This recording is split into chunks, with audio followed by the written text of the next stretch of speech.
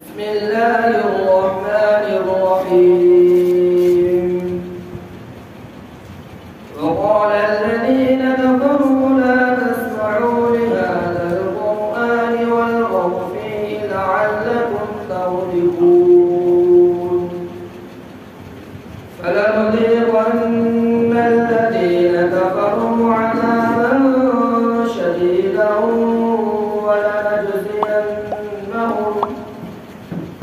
ولنجزينهم أسوأ الذي كانوا يعملون. ذلك جزاء أعداء الله النار لهم فيها دار الخلد جزاء بما كانوا بآياتنا يجحدون. وقال الذين كفروا ربنا أرنا الذين أضلانا من الجن والإنس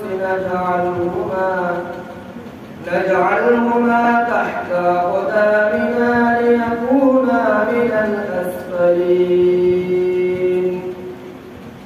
إن الذين قالوا ربنا الله ثم استقاموا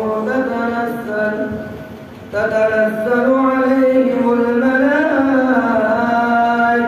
ألا تخافوا ولا تحزنوا وأبشروا بالجنة التي كنتم توعدون. نحن أولياؤكم في الحياة الدنيا وفي الآخرة ولكم فيها ما تشتهي أنفسكم ولكم فيها